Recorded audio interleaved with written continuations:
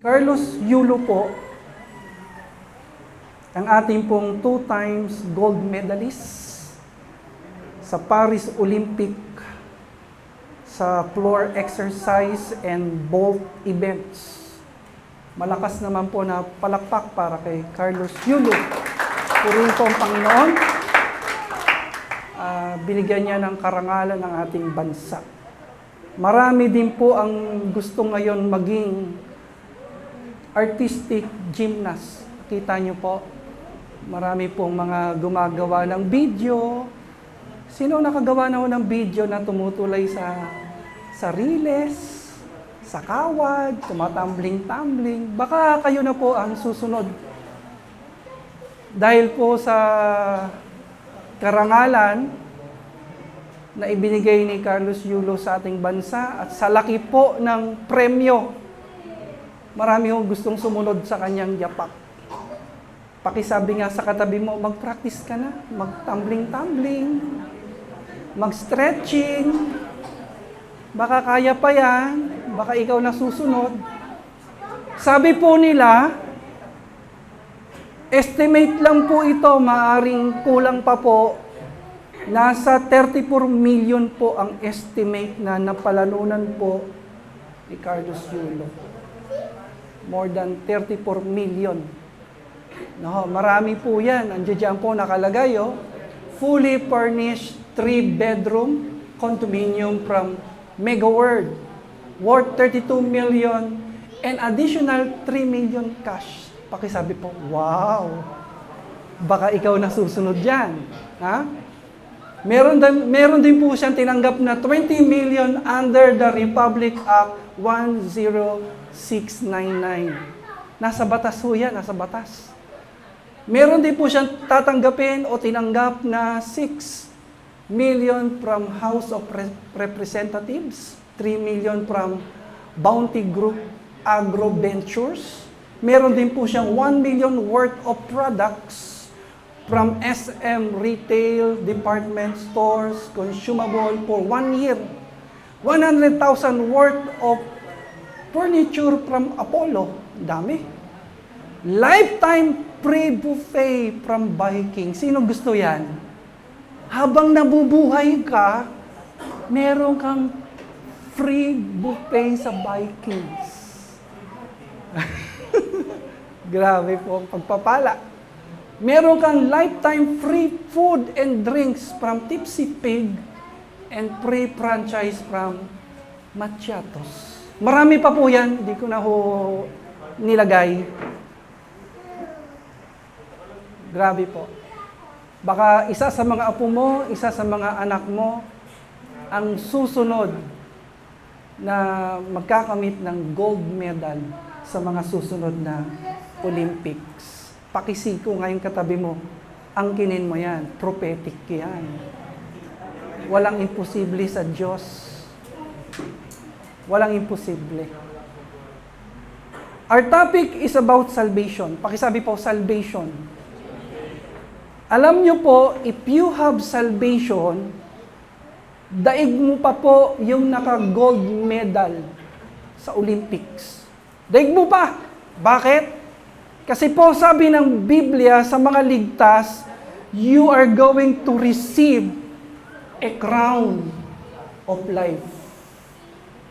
Hawakan mo yung ulo ng katabi mo na parang sinusuotan mo siya ng crown. Sabi mo, crown of life. Pag sinabing crown of life, eternal life, in heaven, in paradise, in God's kingdom. Meron kang eternal life, habang yung iba naman, nagsasuffer po sa eternal death in the lake of fire. Habang yung iba, nagsisigawan, napapaso sa init ng naglalagablab na asupre ng apoy ng impyerno, ikaw, you have eternal life. Pwede po ba natin sabihin, praise God. Thank you, Lord, for our salvation. Kaya sabi sa inyo, pag may salvation ka, higit mo pa ang kalagayan ng isang gold medalist o higit mo pa yung kalagayan ng isang taong sikat, maimpluwensya, makapangyarihan, mayaman. Kasi temporal yan eh, temporal. Pero ikaw na may buhay na walang hanggan, ikaw na ligtas, yan po ay everlasting. Walang katapusan ng pagpapala. Palakpakan po natin ang ating Panginoon sa kanyang kabutihan sa atin. Pakitanong mo yung katabi mo, what is salvation? Ano nga ba ang ibig sabihin ng kaligtasan? Salvation is God's work. Kilos po ito ng Panginoon. It is a gift from God. Ito po ang pinakamatinding regalo na bigay ng Diyos sa atin. Sino po dito ang marami ng regalong tinanggap? Tandaan mo, may pinakamatinding regalo po tayong tinanggap na galing mismo sa Diyos. Ito yung kaligtasan na meron tayo ngayon. Pwede po bang malakas na papuri para sa Kanya? Para sa Kanya lang. Lord, salamat. Salamat sa regalong ito. Grabing gift. Bigay po ng Diyos yan. Basahin po natin saglit.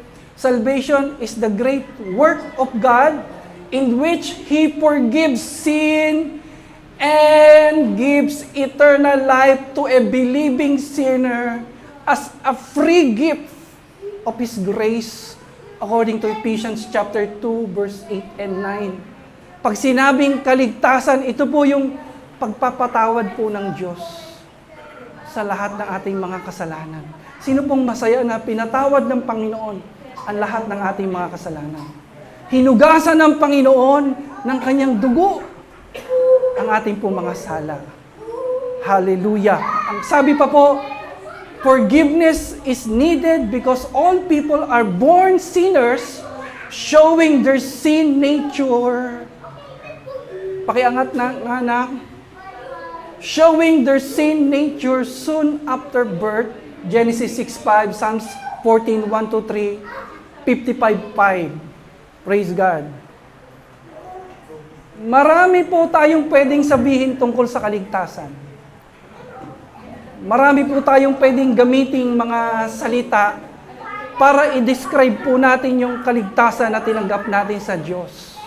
Pero mixing kwento lang po, meron daw pong isang bata, isang kabataan, papunta po siya sa Manila, galing po siya sa malayong probinsya, may matanda po na nagbigay sa kanya ng ticket sa barko. Eh dahil first time po siyang lumuwas ng Manila, takot na takot po siya. First time po niyang sumakay ng barko, takot na takot po siya. Kinakabahan po siya. Baka may sumita sa kanya. Kaya nagtatago po siya. Kahit nagugutom na siya, tinitiis niya po yung gutom. Nagtatago po siya, ninenervyos siya. Kaya nagsisiksik siya doon sa isang sulok, madilim. Nagtatago po siya hanggang sa minsan, nakita po siya ng inspektor sa barko, tapos sinanapan po siya ng ticket. Alam niyo po, pagtingin po sa ticket, sabi sa kanya ng inspektor, Sir, Toy, nagsasaper ka dito pero itong ticket mo, hindi ka lang libre sakay. May libre kang tulugan. Dinala po siya sa cabin. Napakaganda, para bang hotel. Napakaganda, para bang hotel sa Villamarca, Calatagan. Napakaganda. Sabi, bakit ka nagsasaper dito? Eh, itong ticket mo, libre pagkain, libre tulugan. Only pagkain mo dito, ayan ang buffet. Alam niyo po, tuwang-tuwa po yung kabataan kasi hindi niya alam eh. Mahirap yung wala kang alam. Mahirap yung hindi ka nagbabasa. Mahirap yung hindi ka nagsasaliksik ko minsan. Biruin mo, yung ticket niya, libre lahat, pagkain, tulugan, pwede niyang i-enjoy lahat. Yung sinihan sa barko, yung swimming pool sa barko, yung tennis court, lahat ng amenities na pinoprovide, ino-offer ng malaking kumpanyang yon, meron po siya na dapat ini-enjoy niya. Alam niyo po, nung Natutunan niya po yun, nawala lahat ng takot niya. Nawala lahat ng nervyos niya. Pakisabi nga sa katabi mo, huwag kang matakot. Sobrang tindi ng pagpapala na bigay po ng Diyos sa atin. Pag sinabing kaligtasan, hindi lang po ito eternal life. Pag sinabing kaligtasan, hindi lang po ito yung pag namatay ka, doon mo pa lang makukuha yung reward mo. Tignan mo yung katabi mo, dito pa lang sa lupa. Marami na pong benefits of salvation. Ang tawag na ibang mga preacher dyan, the benefits of Calvary. Ang dami po niyan. Sobra po. Palakpakan po natin ang Panginoon. Napakarami niyan. Kapag ikaw yung taong ligtas, hindi ka lang pinatawad ng Panginoon sa mga sala mo, may magandang plano sa iyo ang Diyos. Kapag ikaw ay taong niligtas ng Panginoon, may maganda kang future. Tapi kaming katabi mo, you have a bright future. Ganda future mo.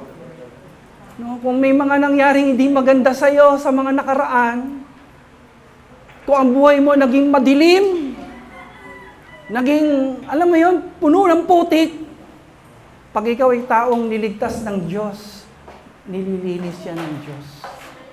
Amen. Pakihawakan ngayong katabi mo, you are forgiven. You are now cleansed.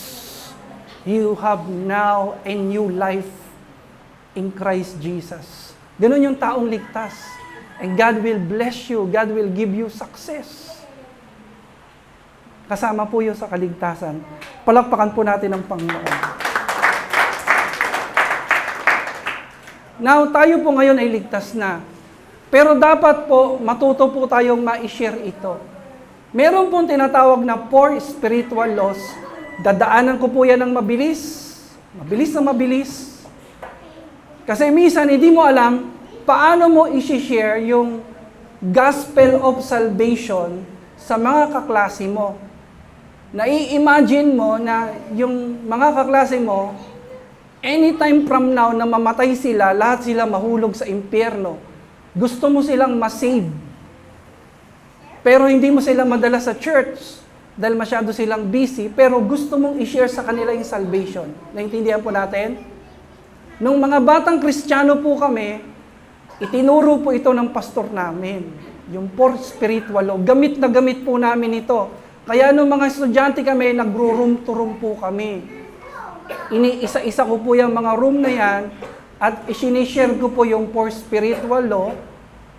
Gamit na gamit yan, nag-house to house po kami, nagpipreach po kami sa bus, sa LRT, nagpipreach po kami sa mga bilangguan, sa mga hospitals. Yan po. Ang gumawa po niyan ay yung founder po ng Campus for Crusade for Christ.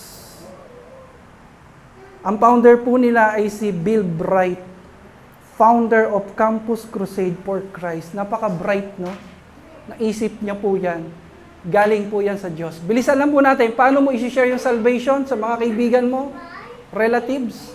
Ipakita mo sa kanya na unang-una, mahal siya ng Diyos. Sabihin mo sa kanya, kung may nagmamahal sa iyo, higit kang mahal ng Diyos.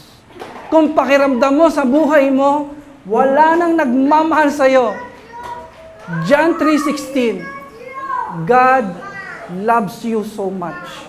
Alam mo, pag pinadama mo sa tao, yung pagmamahal ng Diyos, meron pong tinatamaan sa puso niya. Hawakan mo yung katabi mo, sabihin mo sa kanya, mahal na mahal ka ng Diyos. Kahit anong itsura mo, kahit anong kalagayan mo sa buhay, kahit marami ka nang nagawang kasalanan, kahit kung ano-ano ng kahihiyan ang pinaggagawa mo, mahal ka ng Diyos. Mahal ka ng Diyos. Alam nyo, pag narinig yan ng tao, may power po yan. May kapangyarihan ng Diyos dyan. Number 2, sabihin mo sa kanya na we are sinful and separated from God. Romans 3:23, Romans 6:23 po yan. Sabihin mo sa kanya, mahal tayo ng Diyos, kaya lang may pader. May hadlang sa pagmamahal ng Diyos. Maganda plano ng Diyos. Maganda yung gagawin ng Diyos, pero may humahadlang. Nananalangin tayo, pero yung panalangin natin, hindi umaabot doon sa trono ng langit. Pakisabi sa katabi mo, hanggang kisame lang. May hadlang, at ang hadlang sa panalangin natin, hadlang sa pagmamahal ng Diyos sa atin, ang kasalanan po natin. For all have sinned, ang sabi ng Biblia, for the wages of sin is death, but the gift of God is eternal life through Christ Jesus. Sabihin mo sa kanya, lahat tayo nagkasala. Lahat tayo papunta doon sa impyerno. Lahat tayo papunta sa kapahamakan. We are all disconnected to God. Pero mahal tayo ng Diyos. Mahal tayo ng Diyos. Kasi ang sabi diyan, only through Jesus Christ can you now experience God's love and salvation.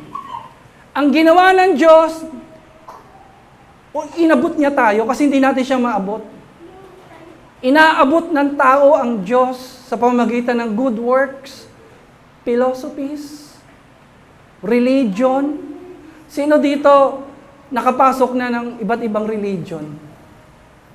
Ayan, may mga nagtataas. Ako po, halos lahat na yata ng religion, pinasok ko na. So, inaabot ng tao ang Diyos. Gumawa ang tao ng religion, pumasok ang tao sa napakaraming relihiyon para maging malapit sa Diyos. Pero kapos pa rin. Hindi pa rin tayo makaabot. Kaya ang ginawa ng Diyos, siya po ay nagkatawang tao through His Son, through Jesus Christ. Siya po umabot sa atin. Hawakan mo yung katabi mo, inabot tayo ng Panginoon. Nagkatawang tao ang Diyos sa pamamagitan ng kanyang anak na si Jesus. At ang sabi po dito, sa pangatlo po yan, pwede mo sabihin yung John 14:6. Pag hindi mo alam yung John 14:6, kantahin mo yung One Way Jesus. Jesus Christ is the way, the truth, and the life. Sabihin mo sa kanya, si Jesus Christ lang ang daan. Hindi religion, hindi yung anumang bagay, siya lang yung daan for our salvation. And i-challenge mo na siya, we must receive Jesus Christ as our Lord and Savior. Pag-pray mo na siya, yayain mo na siya. Sabihin mo sa kanya, gusto mo bang tanggapin si Jesus? Sige, itry mo. Isa sa inyo magpapatanggap. Isa sa inyo. Sabihin mo sa katabi mo, tanggapin mo, Panginoon. Huwag kayong magsasabi na sabay. Isa lang. Isa lang. Sabihin mo, gusto mo bang tanggapin si Lord? Sumunod ka sa panalangin. Sige, pasunurin mo siya. Sabihin mo, ulitin mo ang panalangin ito. Panginoon, binubuksan ko aking puso. Tinatanggap kita maging Panginoon at tagapagligtas. Isulat mo aking pangalan sa aklat ng buhay. Patawarin mo ako, linisin. Salamat sa kaligtasan. Sa pangalan ni Jesus. Amen. Practicein niyo po yan. At habang pinapractice niyo po, gagaling po kayo ng gagaling. Amen? Practice makes you perfect. Keep practicing. Alam niyo po, si Carlos Yulo, kaya magaling po yon. Bata pa yon, nagpa-practice na yon. 7 years old, batang-bata, nakita niyo yung video niya. Paslit na bata pa po. Umiikot-ikot, para kasing laki lang pa siya ni JR, tama ba? Grabe, umiikot na, tumatumbling na. Kaya naman ngayon, lumaki lang ng konti, ay talagang malupit si Carlos Yulo. Bakit? Sa practice. Kaya magagaling yung mga musicians natin, practice. Kaya magagaling yung mga singers natin, sa practice yan nakuha. Ganon din po sa pag-share ng salvation. Practicein mo yan. Gawin mo yan sa mga kaibigan mo, sa mga klase mo, sa mga relatives mo, at marami kang madadala sa Panginoon. Marami kang reward sa Panginoon. Palakpakan natin ng malakas ang ating Diyos, ang ating Panginoon. Acts chapter 2, verse 37 to 38. Tanungin mo yung katabi mo, paano ba maliligtas? Paano ba makukuha yung salvation na yan? Paano ba mararanasan yung kaligtasan? How to be saved? Dito po sa Acts 2:37, basahin natin ng sabay-sabay ha, lakasan po natin. Hanggang langit, hanggang kapitbahay. 1, 2, 3, go! Now, when they heard this, they were cut to the heart and said to Peter and to the other apostles, Brothers, what should we do? Ano ba yung sabing cut? Ang sabi doon, cut to the heart. Ibig sabihin yan, matapos nilang mapag-aralan ng salita ng Diyos, matapos nilang marinig yung mga word of God, na konsensya sila, tinamaan yung puso nila, at gusto nilang makakonek sa Panginoon, gusto nilang maligtas. Baka mamaya meron pa pong hindi sure na siya ay ligtas. Pakinggan mo maigi. Paano ka ba maliligtas? Unang-una sasabihin namin sa inyo, hindi po relihiyon ang magliligtas sa atin. Kahit pasukin na natin ang relihiyon sa buong Pilipinas, sa buong mundo, kung hindi po natin tatanggapin si Jesus sa ating buhay, kung hindi tayo magbabago, baliwala po yan. Amen? So, how to be saved? Sabihin mo sa kanya yung verse 38. Lakasan mo para marinig ng katabi mo. 1, 2, 3, go. Peter said to them, Repent and be baptized, every one of you, in the name of Jesus Christ, so that your sins may be forgiven, and you will receive the gift of the Holy Spirit. Pakisabi nga ulit, repentance. Yan po ang kinakailangan. Number 1 po yan, repentance. Pag sinabing repentance, pakisabi po, 180 degrees. 180, hindi po 360. Pag magsisisi ka ng kasalanan, eto kasalanan mo, sasabihin mo, Lord, 360 degrees, pinagsisisihan ko po aking kasalanan. Balik ka ulit. 180 lang. Halimbawa, Lord, ito pong pagbibisyong ito, 180, tinatalikuran ko na po. Yun ang pagsisisi. Ang pagsisisi, wala sa pag-iyak. Sino dito iyakin? Emotional. Pares tayo. Pero sasabihin ko sa inyo, hindi nakukuha ang Diyos sa iyak-iyak lang. Alam ng Diyos kung nai-emote ka lang. Ang totoong pagsisisi, iwanan mo. Pakisabi sa katabi mo, iwanan mo na. Talikuran mo na. Bitawan mo na. Baguhin mo na. Amen.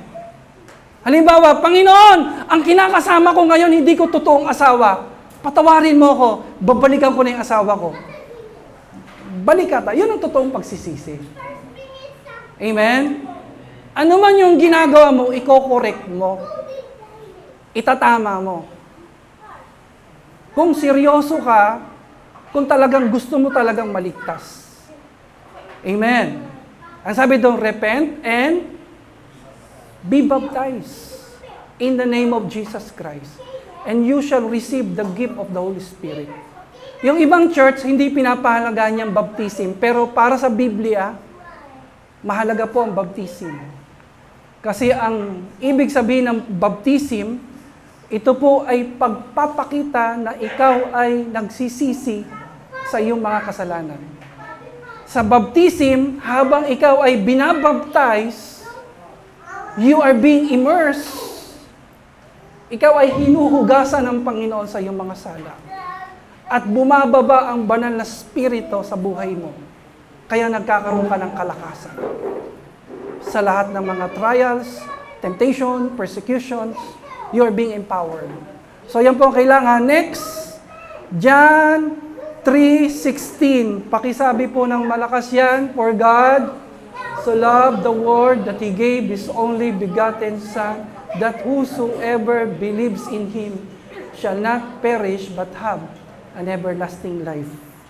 Ano po ang kailangan po dyan? Ang sabi po, everyone who believes. Ibig sabihin, lahat ng tao pwedeng maligtas. Ang kaligtasan po, hindi lang para sa mga gwapo. Pakisabi nga sa katabi mo, hindi lang para sa atin yan. Para sa lahat yan. Biro lang po. Ibig lang sabihin, ang kaligtasan para sa lahat. Hindi lang para sa mayaman, hindi lang para sa mahirap, hindi lang para sa mga sikat, simpleng tao, hindi lang para sa mga normal, Hindi lang para sa mga matatalino, hindi lang para sa malalakas, maging sa mga mahina na tulad natin. Ang kaligtasan ay hindi lang para sa mga banal, maging para sa mga makasalanan na tulad natin. Pakisabi ng malakas, para sa atin yan. Para sa lahat yan. At ang sabi doon, for God so loved the world that He gave His only one and only Son, that everyone who believes, sino man sa Kanya ay sumampalataya, may buhay na walang hanggan. Taas nga po ang kamay ng mga sumasampalataya. James 2:17, ang sabi doon, patay ang pananampalataya na walang kalakip na gawa. Pakisabi nga ng malakas, action! Kailangan may action. Ano yung action mo? Magsisisi ka, tatalikuran mo yung mga kasalanan, babaguhin mo na yung buhay mo. Kung dati nag-aadik-adik ka, dapat hindi ka na ngayon nag-aadik-adik. Adik ka na kay Lord. Amen. Dati noon, para bang bisyong-bisyo ka. Ngayon, si Lord na ang bisyo mo. Dati noon, grabe ka magmura. Sino dito dati namumulaklak ang kanyang bibig? Ngayon, pagpupuri na sa Panginoon ang sinasabi mo. May action. Faith without action is dead. So sa pagsisisi, kasama ng pagpapabaptize mo, action yan eh.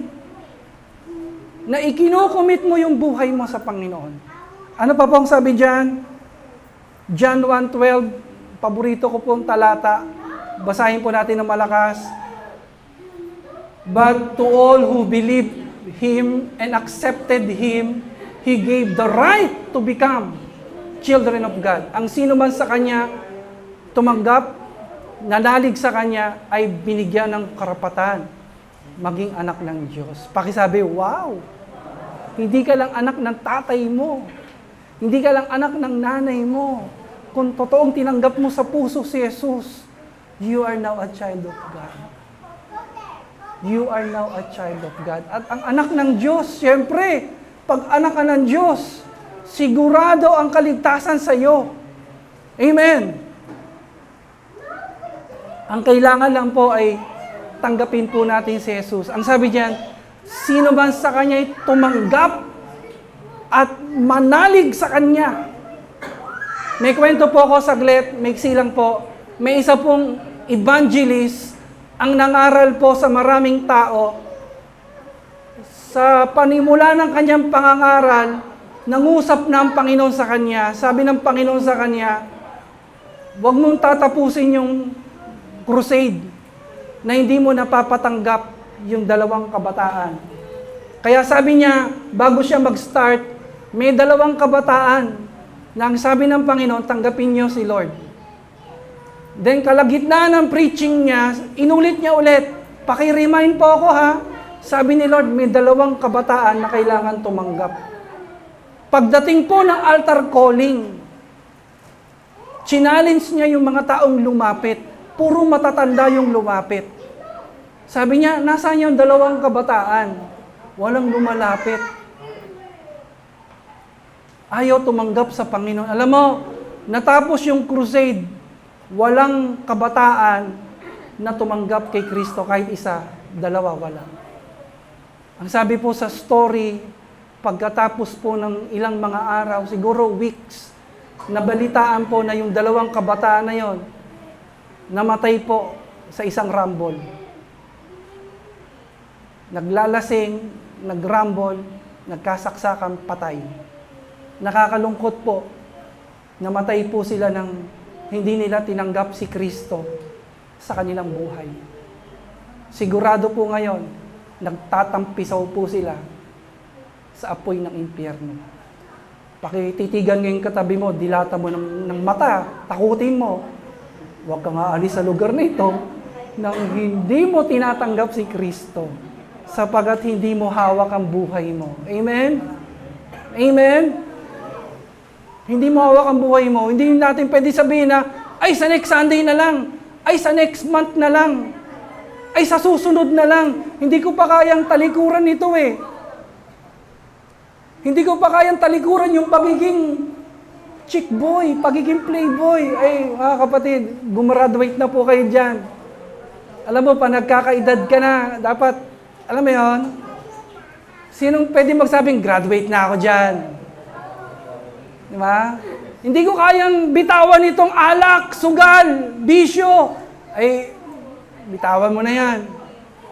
Dahil hindi mo hawak ang buhay mo. Amen. Sino ho dito, binitawan niya na yan para sa Panginoon? At pwede ho ba natin palakpakan ng Panginoon? Hallelujah. Nung araw, lasing na lasing tayo, kumakanta tayo sa mga video okay. Alam mo, ang ingay-ingay natin ngayon po, sa Panginoon na tayo kumakanta, sa Panginoon na tayo tumutugtog. Praise God. Pakitapik nga sa balikat yung katabi, congrats! You have the crown of life. Hallelujah. Romans chapter 10 verse 9. Malapit na po ako matapos. Sabay-sabay po natin basahin. That if you confess with your mouth Jesus is Lord and believe in your heart that God raised Him from the dead, you will be saved. Accept Jesus as your Lord. Accept Him and you will receive salvation. Ano ibig sabihin ng accept Jesus as your Lord? Tingnan mo ako saglit. Dati sa puso mo, yung puso mo may trono. Dati ikaw ang nakaupo sa trono ng puso mo. Dati ikaw ang boss. Dati ikaw ang Panginoon. Dati ikaw ang nasusunod.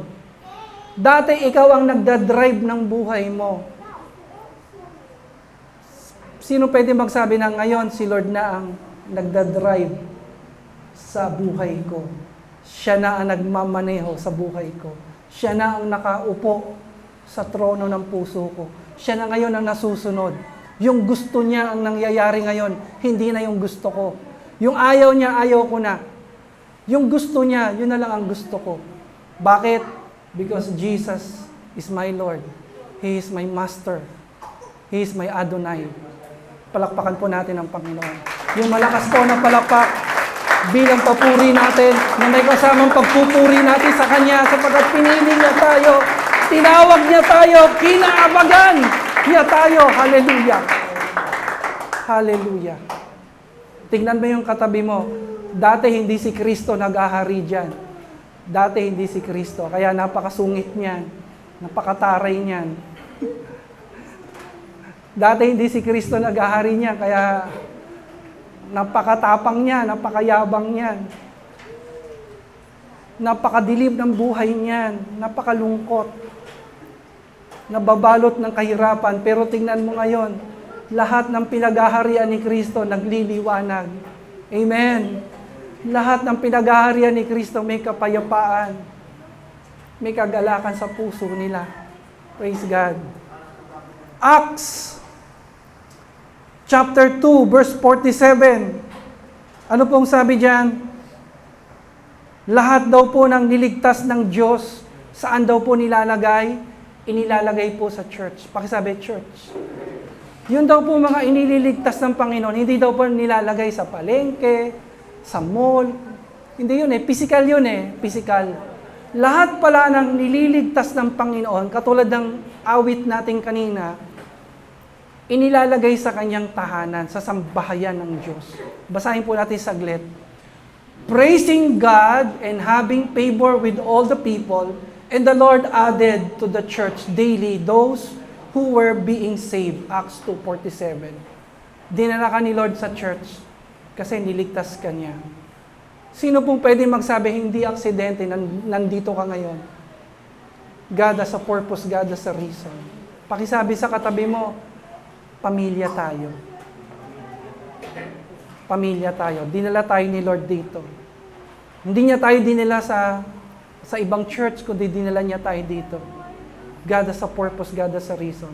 Pinagbuklod niya tayo bilang isang pamilya. Huwag mong tatalikuran ng church na siyang pamilya natin. Kasi darating ang panahon, kakailanganin mo kami. Darating ang panahon, kakailanganin mo prayers namin, tulong namin, suporta namin. Pakihawakan ng katabi mo ng mahigpit. walang iwanan. Sama-sama tayo. Tayo mga niligtas ng Panginoon. Magpapalakasan tayo, magtutulungan tayo. Hindi laging malakas si pastor, hindi laging malakas si pastor. Kayo po ay nandiyan, magiging kalakasan ko po. Hindi laging malakas kayo, nandito po kami ni Ate Chris para mag-encourage sa inyo, magbangon sa inyo. Palakpakan po natin ang Panginoon. Pakisabi po, more than 300 years. More than 300 years, nagtatalo po sila. Hanggang ngayon, nagtatalo sila. Ano ang pinagtatalunan? Ang pinagtatalunan, yung kaligtasan na dala natin ngayon, hindi na daw mawawala yan kahit magkasala ka. At ang sabi naman ng isang grupo, yung kaligtasan na yan, pwede pang mawala yan, kaya dapat mong ingatan. Ang tawag sa grupo nila ay Calvinism, Arminianism. Dalawang grupo yan, at kung minsan, makikita mo sa ibang church, ma-encounter mo sila. May-encounter mo sila. Sila po ay naniniwala na yung salvation hindi na mawawala. Yung isa namang grupo, yung kaligtasan, pwede pang mawala. So, saan kayo dyan? Sino pong naniniwala na ang kaligtasan pwedeng mawala? Taas ang kamay. Pwede pang mawala yan. Sino naman pong naniniwala na ang kaligtasan hindi na mawawala? Taas ang kamay. Sino yung mga hindi nagtaas ang kamay? Hindi sigurado. Hindi sigurado. Basahin ko lang yung kapraso. Calvinism, ang sabi sa number 5, believer. Ang sabi doon, Arminianism, sabi sa number 5, believer may lose salvation. Yan ang paniniwala nila. Ang kaligtasan, pwedeng malos yan. Pwedeng mawala sa iyan. Salvation is free, but it is not cheap. Hindi cheap yan. Kaya dapat ingatan mo yan. I-treasure mo yan.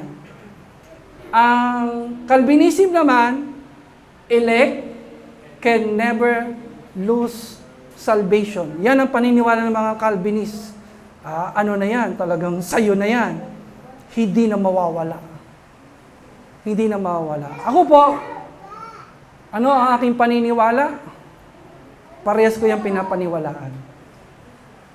Parehas ko siyang pinaniniwalaan. Dahil, alam niyo bakit? Kasi ang dami nilang mga talata na ipapakita sa iyo.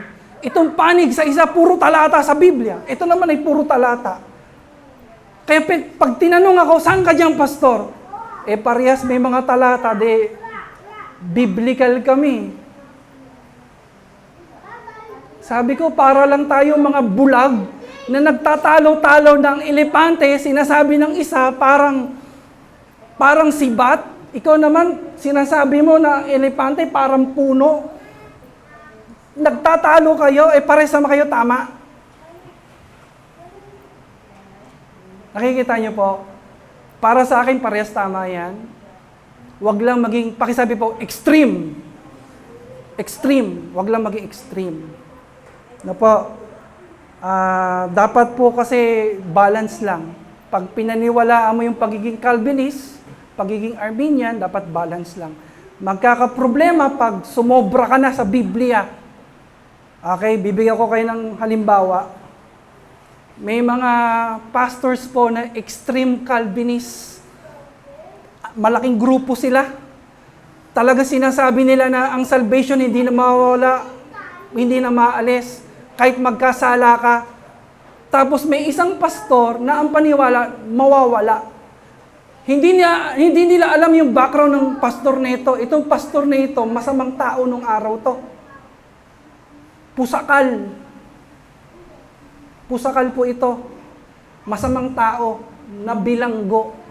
So ang sabi nitong pastor na ito na naniniwala na ang kaligtasan ay mawawala, natatalo na siya dahil lahat nito, ang dami, sinasabi na, ay kahit magkasala ka, ligtas ka pa rin. Alam mo, sabi niya, sige, kung ang kaligtasan hindi mawawala kahit magkasala, ano kaya kung gawan ko kayo ng di maganda.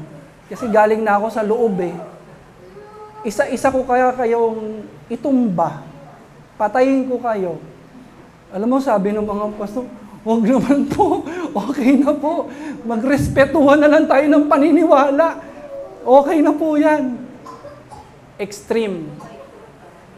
Meron po akong kakilala na nagbagong buhay dahil sa Panginoon, pero naturuan ng extreme. Extreme Calvinist. Sabi sa kanya, kahit bumalik ka sa dati mong buhay, ligtas ka pa rin. Alam mo, ginawa ng tao, bumalik sa pagbibisyo, bumalik sa pagsasabong. Kabitenyo to, kabitenyo. Ngayon, pinapalo up ngayon ng mga kapatiran. Ba't di ka na nag-a-attend? Bakit bumalik ka sa pagsasabong? Alam mo, katwiran, ang kaligtasan daw hindi mawawala kahit bumalik sa dating buhay. Pakisabi po, that's wrong. Hindi po natin kaya tanggapin yun. Amen. Amen. Hindi naman po pwedeng extreme na Arminian ka din na para bang magkasala ka lang ng konti, para kang lungkot na at hiyang-hiya na sa Diyos, na kinakabahan ka na nawala na kagad yung salvation mo. Hindi pwedeng extreme na para bang extreme ka na nag-e-exert ka ng efforts para maligtas ka, lalabas na ang kaligtasan mo sa lakas at galing mo. Good works na. Hindi na sa grace ng Panginoon. Pakisabi sa katabi mo, wag kang extreme. Wag kang sobra, wag kang OA. Sa Bible ka lang. Sa Biblia ka lang. Kaya po ako, pag tinanong ako, ano ka ba, Pastor? Calvinist, Arminian? Hindi, Christian lang ako. Ano sinusunod mo? Yung nakalagay sa Biblia. Kung ano sinasabi ng Biblia, doon tayo. Amen. Kung ano sabi ng salita ng Diyos, yun ang tatayuan natin. Siguradong tama yun. Palakpakan po natin ang Panginoon. Dalawang verse lang po, iiwanan ko po, na paboritong ginagamit ng mga Arminians at Calvinists, na paborito ko pong talata. Kaya sabi ko sa inyo, mix eh.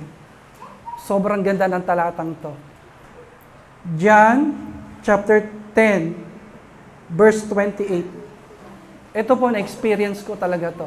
At naniniwala po ako, marami nakaranas nitong mga salita ng Panginoon. Basahin po natin to mula sa puso natin, ang mga salita na sinabi ng ating Panginoong Hesus.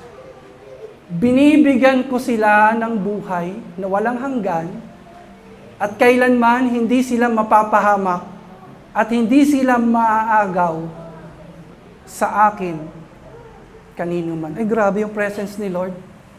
Sa ibang translation po, hawak tayo ng kamay ng Panginoon at hindi siya papayag na ma-snatch ka.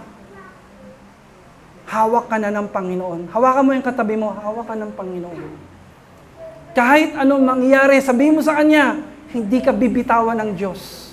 Kahit magkulang ka, kahit mapalayo ka, kahit magbago ka, hindi ka niya kayang bitawan. Kung kaya kang bitawan ng tao, kaya kang talikuran ng tao, kaya kang kalimutan ng tao, Diyos po, hindi niya kayang gawin yun sa iyo. Sapagat ang turing niya sa iyo, anak, at siya ang iyong Ama sa langit. Amen. Kaya ano man ang mangyari, magtiwala ka sa Kanya. Hindi ka niya bibitawan. Hindi ka niya tatalikuran. Hindi ka niya kalilimutan. Pwede po ba nating palakpakan ang ating Diyos? Hallelujah. Ako po, na-experience ko po ito. Nung panahon na tumalikod ako sa Panginoon, nung panahon na para bang nababalot na ako ng hiya, nababalot na ako ng condemnation, guilt, parang nahihiya na ako, nahihiyang-hiya na ako sa Panginoon. Sabi ko, Lord, hindi ko na po kayang bumalik. Hawakan mo ako at ibalik mo ako sa inyong gawain. Sino po dito na-experience niya yung ganyan? Yung para bang may time na nagkasala ka, nagkulang ka, nag-compromise ka, napalayo ka sa Panginoon. Sino pwedeng umamin dito na sa sarili mo lang hindi mo na kayang bumalik? Sa lakas mo para bang hindi ka na makakabalik. Pero May kapangyarihan. The irresistible grace of God. You can't resist His presence. Para bang hindi mo kayang, alam niyo yun, hindi mo kayang labanan yung pagmamahal sa iyo ng Diyos, talagang binalik ka niya. Pakisabi nga sa katabi mo, binalik ka niya. Sa Kanya ka eh. Binili ka niya eh. Binalik ka niya. Palakpakan po natin ang Panginoon. Ito naman po sa kabilang banda. Pero gustong-gusto ko rin po itong verse na ito. Last verse na po, Hebrews 10:31. Lagi ko po itong panalangin. Lagi ko po itong sinasabi sa Panginoon na, Lord, ayoko na pong malayo sa iyo. Sino po, taas ang kamay, ganito prayer mo, ayaw mo nang mawalay sa Panginoon. Ayaw mo nang malayo sa Panginoon. Amen? Naranasan na natin yung hirap ng malayo sa Panginoon. Lord, ayaw na namin malayo sa iyo. Minsan nga sabi ko kay Lord, Lord, kung nakikita mo sa future, tatalikod ako, kunin mo na ako.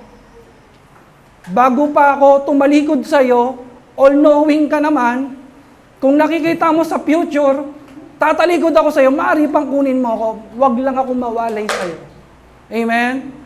Nakakatakot yung verse na ito, nakakakilabot. Ano po sabi ng Biblia? It is a fearful thing to fall into the hands of the living God. Kahindik-hindik, katakot-takot, nasa kamay ka na ng Panginoon, pipilitin mo pang mawala sa Panginoon. Seryosohan, tignan mo yung katabi mo, sabi mo, huwag mong ipagpalit si Lord. Huwag ka nang lumayo kay Lord. Huwag ka nang tumalikod. Dahil hindi magiging maganda yan. Manalangin po tayo saglit. Ama, Panginoon, salamat sa mga salita mo na aming natanggap sa hapok nito. At sa oras na ito, kung mayroon pong nakikinig sa amin pong YouTube channel, kung mayroon pong nakikinig ngayon sa lugar na ito o sa aming mga kapitbahay na hindi pa tumatanggap sa iyo, kapatid, saan ka man naroon ngayon, hindi man kita kilala ka ng Panginoon. Hindi man kita nakikita ka ng Panginoon. Ito ay oras, ito ay magandang pagkakataon na tinakda ng Diyos na maranasan mo ang kaligtasan ng Panginoon. Kung nais mo maranasan ang kaligtasan ng Panginoon, ang putong ng buhay, itaas mo ang kamay mo at sabihin mo sa Panginoong Hesus ang panalangin ito. Panginoon, binubuksan ko ngayon ang aking puso. Simula sa araw na ito, ikaw na maghari sa akin. Ikaw na mag-drive ng aking buhay. Lord, napapagod na po ako. Lagi na lang ako nasusunod. Lagi na lang yung gusto ko nangyayari, kaya pumapalpak, nakaka-stress, nakakapagod. Pero sa araw na ito, ikaw na mag-drive ng buhay ko. Sigurado, biyaheng langit ito. Kahit may mga traffic, may mga problema, kung ikaw ang driver, sigurado, Panginoon, tagumpay ang biyaheng ito. Ikaw na ang umupo sa trono ng puso ko, nag-iisang Diyos, nag-iisang Panginoon. Ikaw na, at isulat mo ngayon ang aking pangalan sa aklat ng buhay. Lord, hugasan mo ko ngayon sa lahat ng aking kasalanan. Lahat ng aking past, present, even to my future sins. Wash me and cleanse me by your most precious, holy, and powerful blood. Thank you, Lord Jesus. Thank you for the salvation. Thank you, Lord. In Jesus' name, I pray, we pray. Amen and amen. Palakpakan po natin ang Panginoon. Praise God. Tayo po ay patuloy na magpuri sa Panginoon.